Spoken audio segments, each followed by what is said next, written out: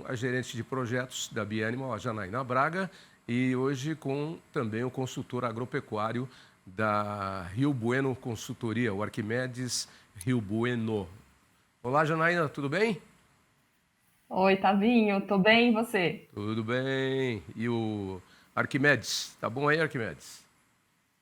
Bom dia, Tavinho, tudo bom? Tudo bom. Tudo Bom, bem todos aí? vocês vão falar sobre os efeitos da sombra no bem-estar dos bovinos. Enquanto isso, eu cuidando do meu bem-estar ser humano aqui, vou pedir para o Tuiu turbinar o ar-condicionado aqui, porque eu estou num processo de rinite alérgica que pegou garganta e tudo aqui. Está muito seco o tempo. Tuiu, gela esse negócio aqui, que senão não chega no fim do programa hoje.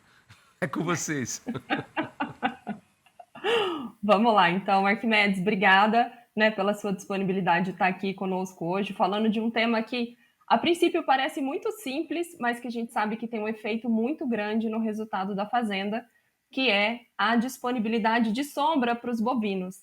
Então, eu já deixo a primeira pergunta aqui para você. Arquimedes, como é que você vê aí na prática, qual que é a importância da gente disponibilizar a sombra para os bovinos? Tá, bom dia a todos, bom dia, Janaína, obrigado pela oportunidade também de a gente poder trocar essa ideia aqui.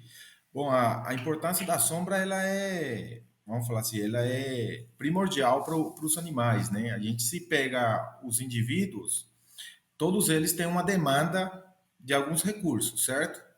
Então, a gente teria que dar melhores condições para os animais para eles darem melhores resultados para a gente, tanto na parte de saúde, tanto na parte de manejo, tanto na parte de nutrição. Então, todos esses aspectos são importantes. Também é muito importante a parte da ambiência. E a ambiência entra na parte de sombra e de conforto térmico. No nível nacional, a gente sabe que nosso rebanho é praticamente tudo zebuíno, eles têm uma tolerância um pouco maior por calor, tá? Eles suportam um pouco mais, em torno de temperaturas de 33, 35 graus aí, mas a gente sabe também que em alguns estados do Brasil a gente tem temperaturas superiores a essas dentro de um período de tempo. Então a gente tem que buscar outras formas, como a sombra, para a gente proporcionar melhores condições para eles entregarem melhores resultados para a gente, né? Interessante, né, Arquimedes? Quando a gente pensa de forma geral na sombra, automaticamente vem duas imagens na cabeça. Uma sombra que é produzida pelas árvores, né, digamos como um recurso da natureza mesmo, está ali disponível, mas também tem a possibilidade hoje da instalação de sombras artificiais.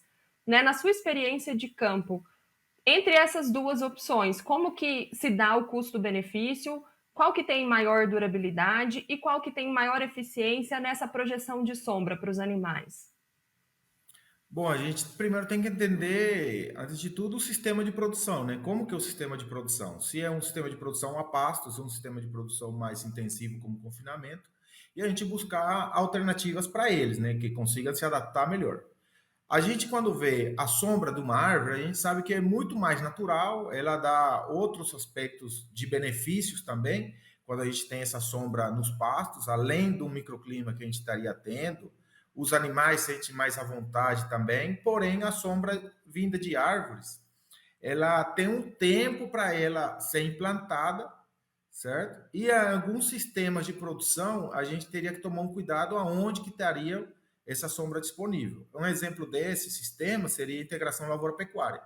Poderia ter algumas árvores plantadas em sistema de lavoura-pecuária? Poderia, mas a gente teria que pensar algumas árvores diferentes, com copa mais altas, e que a gente consiga não atrapalhar o trabalho da lavoura lá no próximo ciclo. E quando a gente fala de sombras artificiais, a gente foca um pouco mais na parte de confinamentos ou se não algumas tipes que a gente poderia estar trabalhando. Essa sombra Uhum. artificial, ela é muito benéfica por que sentido? Na rápida implantação que ela tem. Então, se a gente faz uma projeção de uma sombra, um projeto, numa instalação, e a gente vai instalar ela em questão de 10 dias, a gente já teria a sombra disponível, né? Então, o custo-benefício seria a velocidade de implantação e também o tempo que ela poderia durar dentro da propriedade, dentro do sistema, trazendo benefícios para os animais e para o pecuarista em si, né? Certo. E tem uma outra questão, Arquimedes, que sempre surge, né, quando a gente fala da sombra, que é a quantidade de sombra necessária para cada animal. Como é que você calcula isso na prática e como que o pecuarista que está nos acompanhando, ele consegue identificar, ó, na minha fazenda eu tenho algumas árvores, mas eu não sei se essa sombra é ou não é suficiente. Como é que você pode ajudá-lo a fazer esse cálculo aí no olho, no dia a dia da fazenda mesmo? Certo.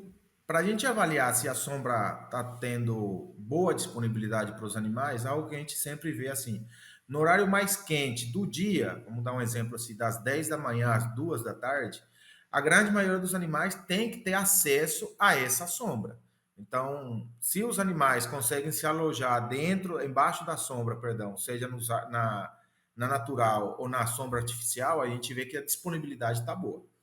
Agora, a gente já tem feito trabalhos em confinamentos, principalmente, que a gente testou sombra de 2 metros, 2 metros e meio, 3 metros, quase 3 metros e meio por animal, e a gente via que tinha uma diferença entre elas, né? Porque a gente tem que buscar é que todos os animais, por mais que esteja dentro do confinamento, eles consigam deitar embaixo da sombra, por exemplo, ou se não ficar em pé embaixo da sombra. Seria um ponto para a gente poder sempre prestar atenção nisso, tá? E quando a gente projeta uma sombra em relação a metros quadrados, a gente tem que pensar em algumas situações que a gente tem hoje em dia nos confinamentos. O confinamento hoje não é só usado para terminar os animais, engordar os boi, né? Ou vacas também. A gente tem que pensar que em algum momento a gente faz um resgate de algum animal de recria na transição de seca para águas. Então, o lote de recria, às vezes, se aumenta, certo? E aí Uhum. teríamos que também sempre prestar atenção em cima disso, se todos os animais têm disponibilidade. Por que disso também? Por que impacta isso? Porque sombra, dentro do sistema de produção, ele é um recurso que o animal usa, certo? Então, o animal, por exemplo, o confinamento, ele tem um recurso que é a alimentação, ou seja, o coxo. Se o coxo está bem dimensionado para aquela quantidade de animais, a disputa por aquele recurso vai ser menor. Outro recurso que a gente tem seria a área por animal. Então, a gente tem que pensar numa área adequada para manter aqueles animais. Outro recurso seria a água, fonte de água, ponto de água, que tem que ser pensada também quantidade e qualidade da água também. E aí vem a sombra como um quarto recurso que entraria para potencializar os animais a ter uma produção muito mais equilibrada e melhor para o sistema. A gente vê muito na prática, no dia a dia, é que ainda algumas pessoas encaram a sombra como um custo dentro do sistema, né? O que você diria para essas pessoas? Isso é um custo ou é um investimento? E se de fato for um investimento, como é que a pessoa consegue calcular isso para se sentir segura a ponto de fazer esse investimento? Certo. Em relação a custo, a gente, vamos falar assim, a gente poderia estar falando de custo quando ela não tem um resultado bacana, né? Não tem um resultado esperado. Isso daí pode ser através de um erro de projeto, um erro de dimensionamento, um erro até de uso de materiais, certo? Que a gente Uhum. poderia ter um custo na cabeça, né? Mas quando bem planejada, bem organizada esse recurso para fornecer para os animais, a gente tem um investimento que ele tem um retorno. Esse investimento seria, vamos falar assim, a gente poderia estar falando de 140 a 170 reais por animal alojado, certo? Então, vamos dar um exemplo. Dos 2 metros e meio que a gente vai dar para os animais, de sombra para cada animal, a gente vai gastar 170 reais. Em 120 dias, muitas vezes a gente já consegue ter esse retorno, porque o que o animal ganha mais de ganho de peso, o animal fica mais eficiente, ou seja, o animal consegue colocar meia arroba ou 0,6 arroba nesse período a mais, certo? Na hora da gente vender essa arroba, a gente consegue ter muitas vezes um retorno desse investimento de 170 reais. Ou a gente também teria um uso dessas sombras por um ciclo, 2 ciclos, em algumas situações, como a gente já acompanha aqui no Mato Grosso, no sul do Mato Grosso, teve fazenda que conseguiu fazer 8 giros com a mesma sombra, né? Então, tudo tem que ser com base ao projeto que vai estar sendo feito para ter um investimento certo. Bastante atenção quando você fala que o recurso, obviamente, ele é importante para os animais, mas ele precisa ser disponibilizado da maneira correta. Dentro dessa questão, Arquimedes, da disponibilidade de sombra artificial, né, focando aí no exemplo dos confinamentos que você trouxe, quais são os pontos de atenção que o pecuarista precisa ter para que essa sombra, de fato, ela seja bem projetada e ela traga todos esses resultados que você acabou de comentar? Certo. Então, um dos pontos, igual a gente já meio que comentou, ele é um recurso que não pode ser colocado à disputa pelos animais em outros recursos. Ou seja, aquela ideia de colocar a sombra em cima do bebedouro, a gente cria uma disputa por dois recursos diferentes. Vai ter animais que vai querer deitar e vai ter animais que vai querer beber água. Como também, em alguns projetos, a sombra está em cima só do coxo, certo? Onde vai ser distribuída a ração. Aí vai ter animais do mesmo jeito. Em algum momento do dia vai ter animais que vão deitar no pé do coxo e vai ter animais que vão querer comer. Então, primeiro de tudo, não criar disputa dos animais por aquele recurso que a gente vai estar dando. A outra, quantidade de sombra disponível que a gente vai estar fazendo, tá? Então, vai depender muito da quantidade de animais que a gente tem no lote e do tamanho da baia que a gente tem, tá? E a outra é a gente pensar o posicionamento certo. A sombra tem que ser construída de norte a sul naquelas instalações que está sendo feita. Ou o mais perto possível ser nessa orientação. Porque a gente precisa que o sol passe por baixo da sombra, por baixo da estrutura, para poder ter vamos falar assim, poder arejar, poder secar a estrutura do piso e não criar outras dores de cabeça, como lama em excesso, ou acúmulo de fezes que não seca. Aí tem outros problemas até para o animal em si.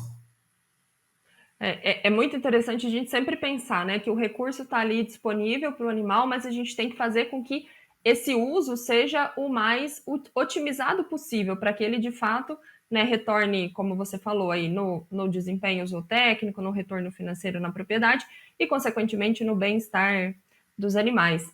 Arquimedes, eu queria muito te agradecer, né, pela sua disponibilidade de participar aqui com a gente, contando um pouco da sua experiência e falando desse tema que é fundamental, né? Imagine a gente pensar que ainda tem sistemas de produção que os animais não têm a possibilidade de se abrigar de um sol intenso, né? Principalmente em alguns estados do nosso país, que a gente sabe, como você comentou aí, né, que a temperatura média ela vai superar em algumas horas do dia muito os 35 graus aí, que digamos que é o ponto de limite do animal, né? Consegue suportar até ali, a partir dali ele já começa a ter, digamos assim, perdas produtivas, né? Então, muito obrigada. Obrigado vocês pela oportunidade e uma lembrança aqui é pensar sempre, quanto mais conforto, quanto melhor condição para o animal sempre fica mais eficiente dentro do sistema de produção, tá? Então o bem-estar animal está ligado no dia a dia da fazenda. Obrigado. Isso aí. A gente que agradece. Tavinho, é contigo. Ok, Janaína, obrigado, Arquimedes, obrigado pela participação e até quinta que vem, Janaína. Até. Até.